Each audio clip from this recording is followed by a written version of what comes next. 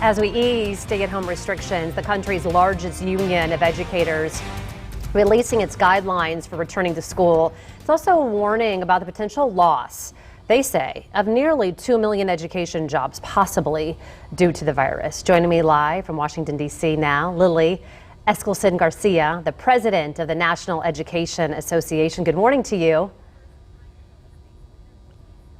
Good morning to you. So good to see you. I want to jump right into this. We were talking in the commercial break. I think our superintendent's been phenomenal. We just got another email yesterday saying, hey, school's going to start on time, giving us the guidelines of what it's going to look like.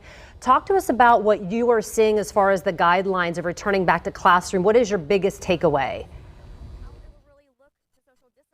One of the things that we've been looking at is they've actually got more guidelines to open a restaurant safely than to open your local public school. So we're taking all of the best advice that we can get from infectious disease control doctors and professionals.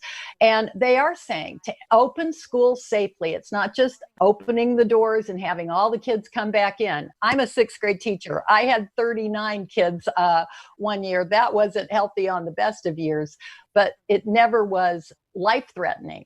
So we have to do this right. And what we're alarmed at right now is we're trying to be really creative about how you schedule, how you use space. It's going to be tough with the staff that we have right now, with the teachers and support staff. What we're being told is that because taxes, sales tax, income tax, property taxes, the taxes that fund our public schools have fallen off a cliff, that school districts right now are getting information that they are not going to have the money to keep people on the payroll that they have right now. We could be looking just in Indiana alone. We could be laying off 55,000 educators just when we need them. We need all hands on deck. So if we're going to open up schools safely, we are asking Congress to do what they did for the business community, so they wouldn't have to lay off their workers. The House has passed something called the HEROES Act.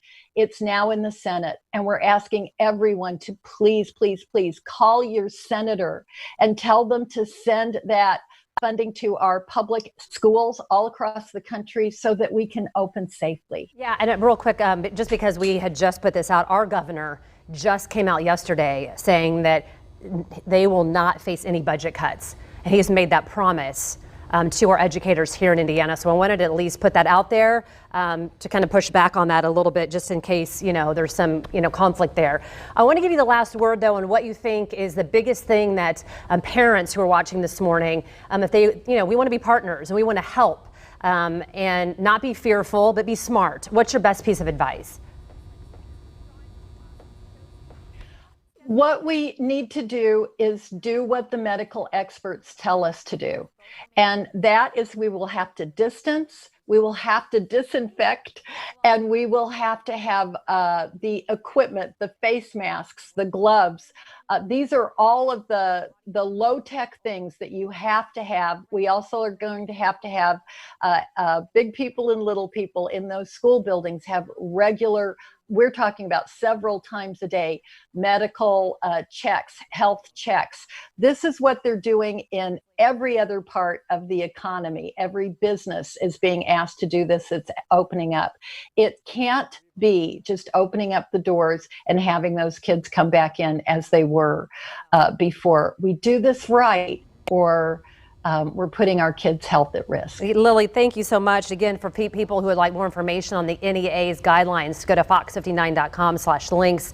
And Jim, I know we're talking, I have a list here. Our superintendent is giving us all kinds of guidelines and things of, you're going to have to now be fever-free for 72 hours from before. I mean, it's having a mask on, all the different things. So I do want to push back just a little bit and not be so fearful that hopefully, as we work together, we're going to be able to do some things smart and safe.